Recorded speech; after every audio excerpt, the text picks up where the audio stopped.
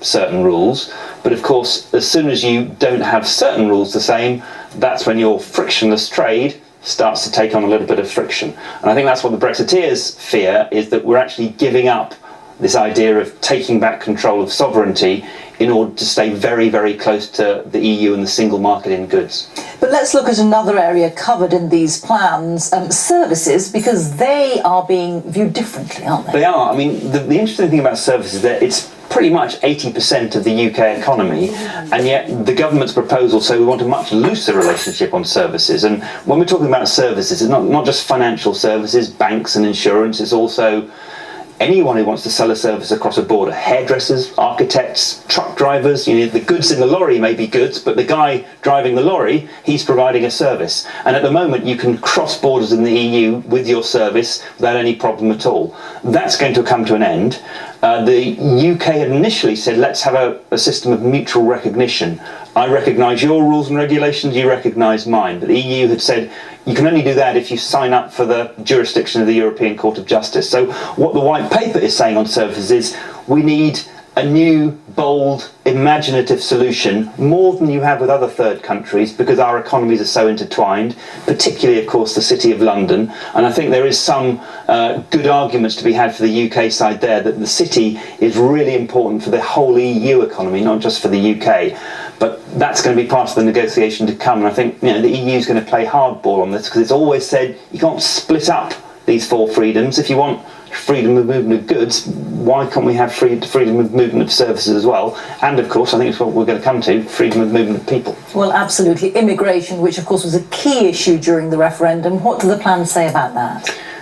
The one thing it does say, several times, not quite in bold letters, but it probably should be, freedom of movement of people will come to an end. What it doesn't do is set out in any detail what's going to replace it. And we've been waiting for a long time now, actually, for a separate white paper on immigration, which was initially going to be released, I think, late last year, then this spring, then this autumn. We're not quite sure when it's going to come out. So there's not that much detail about future immigration, but there are some hints in there. One of the things it suggests is a mobility framework, which is a fairly standard thing in trade agreements. And I think from the UK perspective, it's perhaps quite a generous offer, saying, for example, if EU citizens want to come here as tourists or for fairly short business activities, they wouldn't need any visa, they could come freely.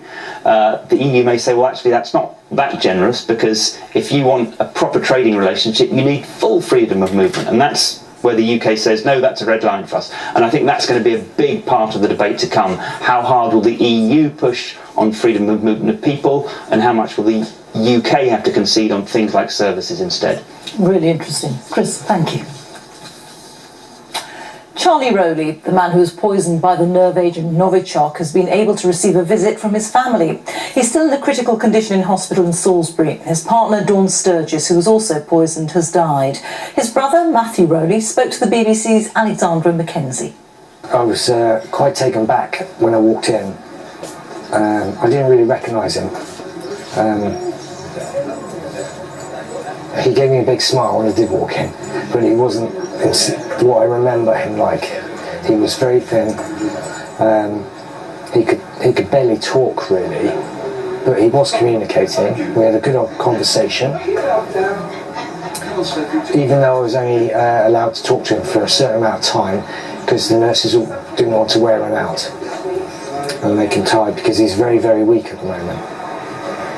And what was it like for you to walk in there and, see Oh, it's horrific. I just wanted to cry.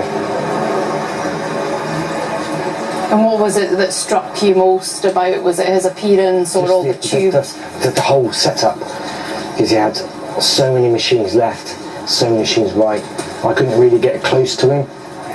And then he had so many tubes coming out of him and the wires. It was pretty horrific watching it or seeing it. And I couldn't even really get to shake his hand or anything. So I wiggled his toes.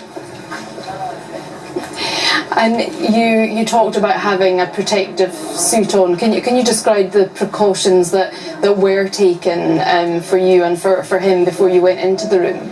Yes, I had to put a plastic apron on, and then another suit on top of that, and then gloves. And you mentioned wiggling his toes, so what kind of physical contact were you able to have with him? That was about the only physical contact I could actually manage to reach, because, like I said, the machines were in the way. And I was in a wheelchair myself, so I couldn't really get too close to the bed. So, but that was enough. Matthew Rowley, the brother of Charlie Rowley. We're not heroes, the words of a British diver who helped rescue 12 boys and their football coach from a flooded cave in Thailand. John Valanthan was called in by the Thai authorities after the football team went missing, and his was the first voice the boys heard after their many days trapped underground. He's now arrived back in the UK. Richard Lister reports. Slipping quietly back into Heathrow this morning, one of the British cave divers at the heart of the rescue effort in Thailand. John Valanthan is modest about his role. He says anyone else would have rescued the children if they could. Of course, he actually did. We were very, very pleased it worked out quite so well. So it worked out, the results speak for themselves. How many of you? 13. Brilliant. John's was the first voice the boys heard from the outside world after being trapped in this cave for 9 days.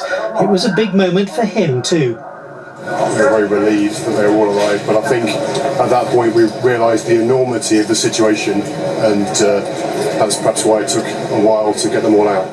John and another British diver, Tim Stanton on the far left, helped prepare the Thai Navy SEALs for what would be an ambitious and dangerous mission to retrieve all 13 of those trapped. Obviously flooded, dark, poor visibility underwater, so a lot of difficulty, but with a strong international team we were able to overcome those difficulties. There's just a lot of hard work and a very large team that provide results.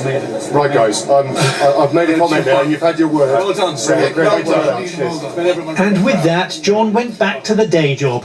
He's an IT consultant in Bristol. Richard Lister, BBC News. Time for a look at the weather now. Here's Ben Rich. Rita, thank you.